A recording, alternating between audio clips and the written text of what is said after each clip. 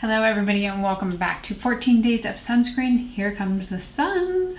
It's day 7 and we have a fun one for you today. This is the ETUDE Sunprise Mild Watery Light SPF 50 Plus with PA 4 pluses.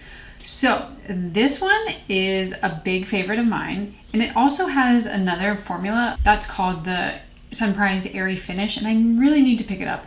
More recently I placed a big order on YesStyle, so I'll probably wait a little bit because I want to get through some of these, but this one I have about that much left, so definitely have made my way through it.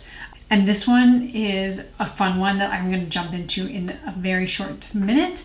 But just like always, I do ask, if you are enjoying these types of videos, consider subscribing. If you like the video while you're watching or after or before, give it a big thumbs up.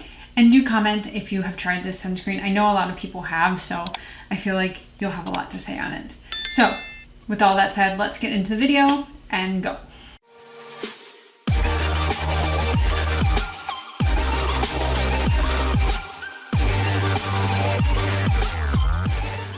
Okay, so I've had this one for a while.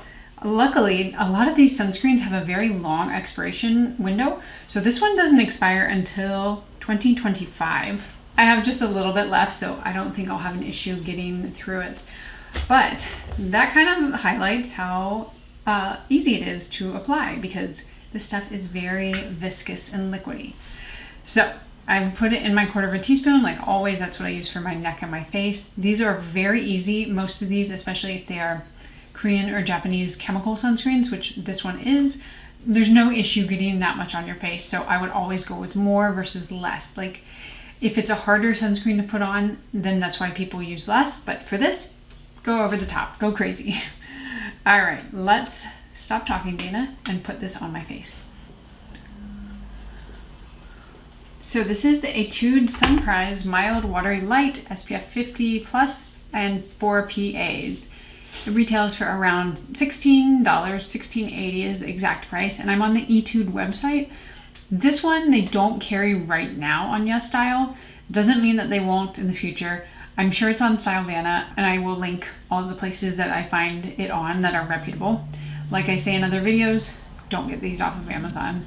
Lots of fakes out there. So a little bit about this sunscreen.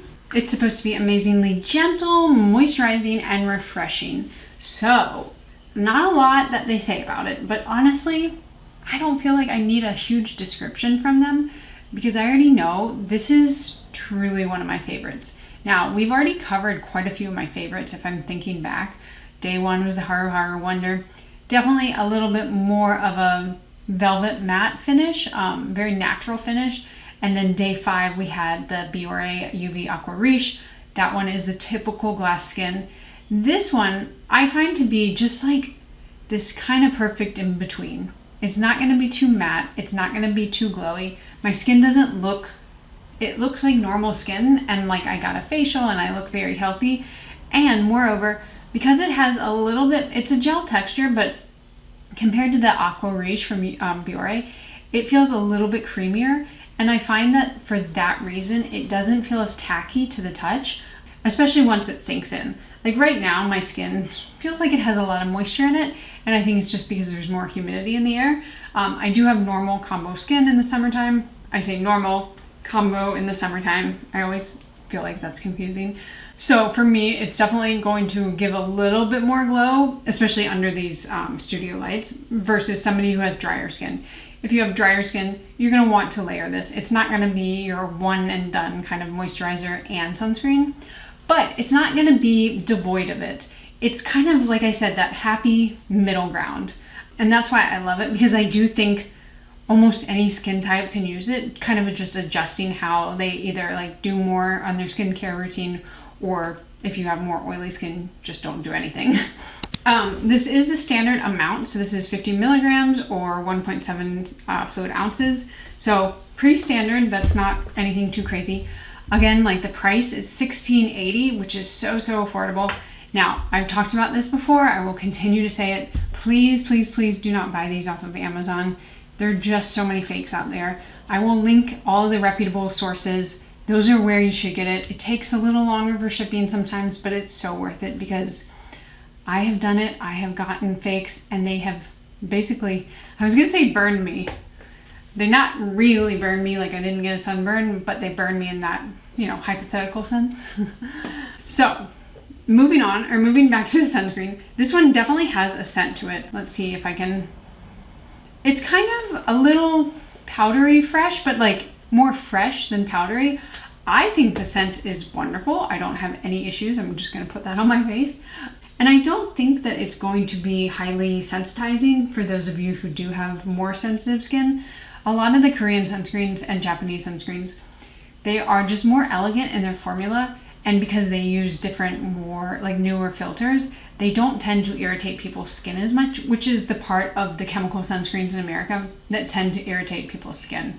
So it's some of those really old filters that we just haven't moved away from that are the irritants, not just the fact that it's a chemical sunscreen. So if you do have more irritations, just keep that in mind. You may be able to use a Korean or Japanese sunscreen with no issue whatsoever. So this one, clearly, I feel like you can't see it, but I can see when the light hits it. This is how much I have left. I'm so excited to finish it up, and I'm also excited to get the other one so I can compare and contrast them.